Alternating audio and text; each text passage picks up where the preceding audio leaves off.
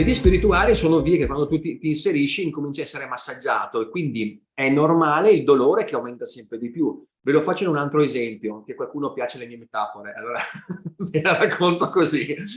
Fai finta che tu hai un pavimento, no? Hai un pavimento che dici, beh, sporchino sto pavimento, poi inizi con lo straccio e inizi a pulirlo. Madonna, e ti viene su tutto questo nero, no? Dici, ma cos'è sta roba? Mica pensavo che era così sporca, e continui, poi c'è con le e continui finché pian pianino, ma com'è possibile che appena metti incominci, ti faccio un'altra metafora, stai la stanza la vuoi colorare di bianco, la vuoi ridipingere, pintare di nuovo. A un certo punto dici: "Okay, do una man di bianco", poi dici: "Madonna, ma che schifo quell'angolo lì, mica l'avevo visto. Ma guarda quelle macchie sulla porta, ma guarda il pavimento, ma guarda quell'angolo". Come cominci a mettere il bianco, come cominci a riordinare anche uno spazio, vedi tutto il disordine o vedi tutti i punti di non bianco.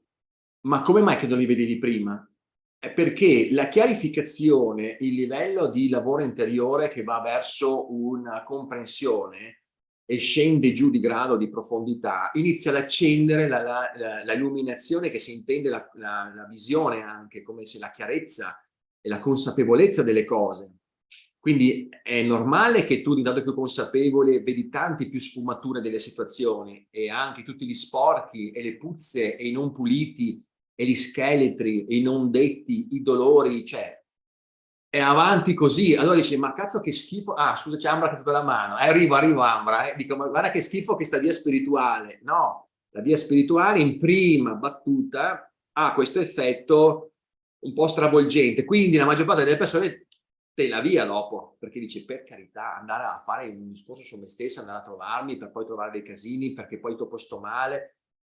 Allora è in quello star male che lentamente poi inizi a stare bene e o quello stare male diciamo che lentamente ti rafforza per comprendere un po' il senso di questo equilibrio e quindi lentamente ripulendo, e qua concludo e poi la passo ad Ambra, non permetti più che qualcosa possa tornare così velocemente. E quindi incominci l'arte del surfare, nel senso che comunque, immagina se tu sporcavi sempre la maniglia della porta e adesso quando arrivi ti lavi le mani. Se il muro ti appoggiavi col muro e poi facevi tutte le macchie dietro, a questo punto stai attento come ti muovi. Ecco, questo è il piano piano la progressione e quindi lentamente il tuo massaggi sempre di più, l'arto funziona, poi ti rendi conto che una settimana sei fermo così, allora inizi a rimuoverlo. Quindi ecco, Hai guardato? che cos'è lo scopo di questo? Lo scopo è proprio un lavorare continuamente per prepararsi continuamente a tal punto che ogni momento è interessante. Poi mi fermo un attimo, apro. Ecco, questo non vuol dire che non bisogna godersi anche i momenti di arrestamento, per carità, ci sta tutto, però ecco, questo è l'allenamento, riuscire a sempre essere in questa fase di allenamento in cui sai accogliere la vita, perché c'è un discorso da dire, cioè la vita non si arresta e i problemi non finiscono. Cioè noi siamo qua in una specie di palestra, signori, cioè non è che dobbiamo pensare che c'è il momento in cui stiamo qua e inizieremo a rilassarci, diciamo. È proprio una palestra. Allora, quando tu vai in palestra non è che dici al coach, ascolta, dai, oggi non voglio fare i pesi, sei andato in palestra apposta per fare addominale, il resto fa parte del gioco dell'evoluzione, fa parte del gioco del rafforzamento. Tutto ciò che ti arriva, c'è una preghiera che faccio il mattino. No, ma adesso non so se ve l'ho passata, non ve l'ho passata questa. Spettacolare. Allora, aprite bene le orecchie e sentite cosa sto per dire. Dopo faccio tutta una serie di cose e il finale, questo metto una musica bellissima di Morricone, di Mosè, una roba che mi porta sul Sirio. E a un certo punto dico, tutto ciò che mi succede oggi possa io accoglierlo col consenso del mio cuore e renderlo un evento benedetto.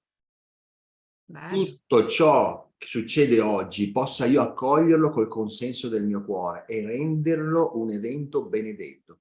Detto in sintesi, questo specie di invocazione è un modo per dire, ed è un'altra frase che dico spesso anche nella preghiera, possa io vedere la bellezza di ogni cosa e il suo insegnamento. Lo continuo a ripetere, anche se il mio inconscio è sordo, io continuo a ripeterlo perché bisogna insistere. Ragazzi, la sadhana, cioè il lavoro spirituale, il lavoro su di sé, è fondamentale, perché noi siamo duri come il marmo, quindi bisogna rendersi elastici, forti e anche percettivi e preparati, perché quando arrivano gli scossoni, se siamo degli alberi grandi e belli resistenti, ci spaccheremo in due. Se siamo di bambù col vento andremo giù e poi torniamo su. Se siamo dell'erba, allora sei un maestro, ti fa niente. È un po' come quando sei in superficie dell'acqua, c'è tanto vento del mare, se sei fuori sei preso dai casini, poi a un certo punto scendi un pochettino, c'è un po' meno vento sotto. Avete mai fatto subacquea? Se scendi ancora di più e vai in profondità, c'è silenzio sotto. Wow, e senti qualcosina. È un po' come sei sotto nella vita, poi a un certo punto prendi una mongolfiera e incominci ad alzarti, senti il vociare delle cose, poi ti alzi ancora di più e vedi tutta la regione, poi vedi anche la terra, sei sullo spazio, non senti più niente e ti dici: ma io sono lì, ma sono anche qua, io sono lì, ma sono anche qua. Quindi qual è il punto?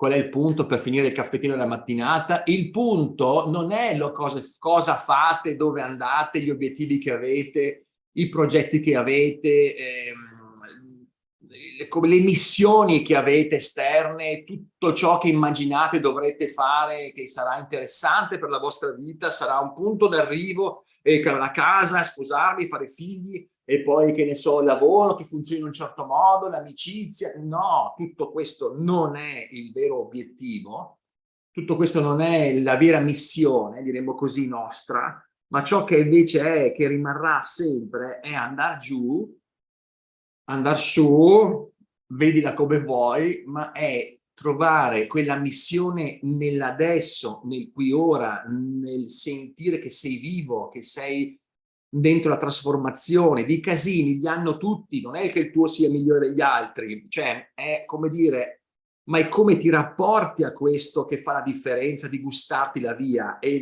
il gustarsi la via è la missione, è l'obiettivo, è l'essenza finale di tutto, perché c'è sempre tutto intorno, c'è la bellezza, c'è in ogni cosa della tua giornata difficile, ma è dietro a questo che ci sta il percorso di missione. Se ti concentri sulla missione intesa come questa condizione interna in cui tu stai nelle cose, il resto diventa secondario e poi il resto arriverà anche per grazia, cioè, come diceva qualcuno, no? Non ti preoccupare di tutto quello che tu fai, ma che cavolo voleva dire? Vuol dire stai sul pezzo della trasformazione, perché siamo tutti bruchi che stanno per diventare farfalle, quindi cosa ci preoccupiamo troppo di diventare farfalla? Sarò di blu, sarò di rosso, avrò le ali così, ma chi se ne frega, sei ancora un bruco e stai sul processo, cioè goditi il divenire.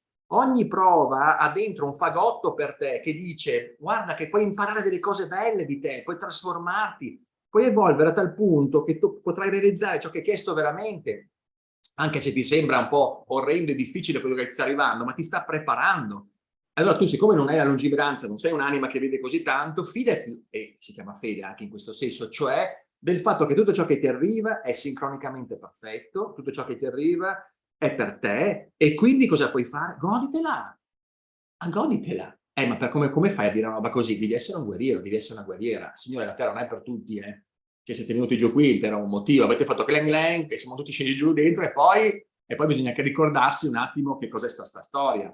Goditela vuol dire che internamente dici: wow, oggi tutto quello che mi succede lo accolgo con consenso del mio cuore e lo rendo benedetto, qualsiasi cosa succeda. Quindi sono predisposto a vedere l'insegnamento e la bellezza dietro a queste cose. E questa è la missione. Il resto viene di conseguenza. Se non hai le idee chiare in qualcosa, vai dentro, rimassaggia, cerca di sentire dentro dov'è la tua missione, cioè di essere vivo, di essere te, di sentire che questo è un insegnamento, di sentire la bellezza di tutto quello che ti circonda, e fai quei piccoli passi. Vedrai che se stai così, la cosa interessante, tutto intorno si confà nel modo migliore. Quindi non ti preoccupare troppo anche di come si deve muovere, perché se muovi da dentro tutto si confà. Più muovi da fuori, meno si confà come lo vorresti.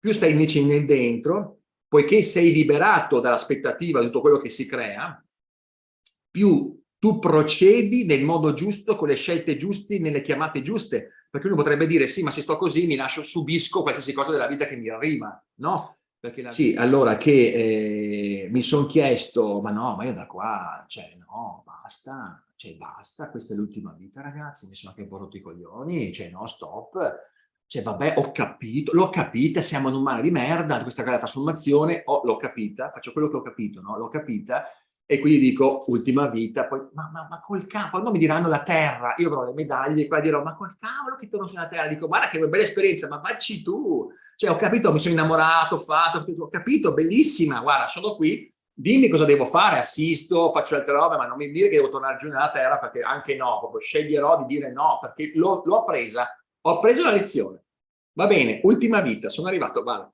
e per me va bene così, basta così, guarda, bello, bravi, e i terrestri vengono da fuori, i terrestri, tanta roba, chi ha fatto esperienza a terra è proprio roba che si dice wow, sei stato sulla terra, ti si inchinano davanti, come dire, ma sei stato pazzo perché hai dovuto fare eoni di Il reincarnazioni. pianeta verde. Ecco, per dire, già vero, ci sono tanti anche non solare anche che ci fa capire questa roba qua. E a un certo punto mi si sta risvegliando un qualcosa dentro. Dico, no Pier, non andare in quella direzione, ti prego. Perché qualcosa che mi dice, guarda che se tu non accogli tutto l'odore di merda totalmente, non comprendi la bellezza di tutto questo humus che ti arriva tutti i giorni, che ti fa vomitare nella tua trasformazione, non hai capito la bellezza della terra, tu tornerai. Aspetta, quando arriverai a dire, cazzo questo odore di merda è bello, cioè io ci leggo anche che può nascere un fiore, cioè, quando arriverai a dire questo e ti porteranno via, tu dirai, no, voglio tornare ancora. No, cioè quando tu sarai pronto per finire, perché tu vorrai tornare ancora, fatti mandare ancora lì, perché hai talmente mangiato merda in situazioni che hai compreso la bellezza di questa trasformazione, che c'è dentro il dolore, dentro alle separazioni, dentro alle tristezze, hai visto questa luce e l'hai potuta assaporare così e ne hai fatto qualcosa di bello, vuoi comunicarlo agli altri, sei pazzo, a quel punto, proprio a quel punto dirai, no, fatemi tornare. E a quel punto sei libero di non tornare, ma tu vorrai tornare, perché vuoi anche manifestarlo ad altri, Buddha, i Gotama, i Mahatma, tutte le entità che tornano. Perché tornano? Perché hanno trasformato questa cosa e hanno visto il candore, la commozione, no? Proprio della bellezza di tutta questa trasformazione che è un atto divino e che trasforma le anime in questo dolore eterno, ma che in qualche modo ha uno studio, una bellezza, qualcosa di produce una evoluzione divina. E allora tu dici, wow, torno giù. Ecco, quando dai così ti diranno dall'altra parte, guarda che tu hai anche finito adesso. Ma come? Adesso che sto cominciando a divertirmi, adesso che sento che posso mangiare qualsiasi cosa e l'apprezzo, io per questo c'è altro da fare, un po' ti giri e vedi le scalinate, vedi capito mondi, robe che c'è altro. Ecco, me l'ha raccontato un attimino questa storiellina, che qualcuno piacciono le metafore, ma è un po' così. Quindi io a un certo punto mi sto iniziando a dire, Pier, non ti muovere da dove sei, goditi ciò che hai, guarda bene ciò che hai intorno, stai molto attento ai pensieri che dividono e separano o dicono che non è buono, non è bene, ma stai sulla condizione di integrazione, integra, non disintegra, integra, fai tuo, apprezza, accogli, trova la bellezza in ogni cosa, in suo insegnamento, posso io vedere la bellezza di ogni cosa in suo insegnamento, cioè finché questa cosa non la vedo veramente, non diventa realmente una costante, in ogni crisi, in ogni momento, e a quel punto senti l'odore del pane,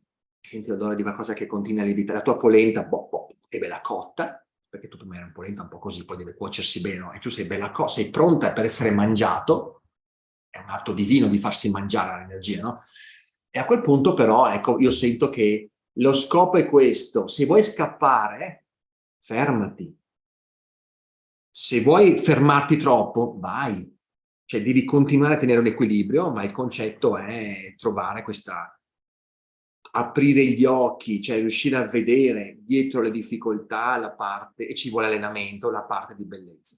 E quando dirai sì alla vita, perché dire sì alla vita ci vuole una vita intera per dire sì alla vita, prepararsi quindi a mollare questa vita, bisogna dire sì. Quando dirai sì alla vita finalmente potrai morire. Amen, fratelli e sorelle, pace e bene, vi ringrazio di questo caffettino che vi aspettate sempre perché sarà come lo shock elettrico, tipo elettroshock. La giornata poi iniziamo a parlare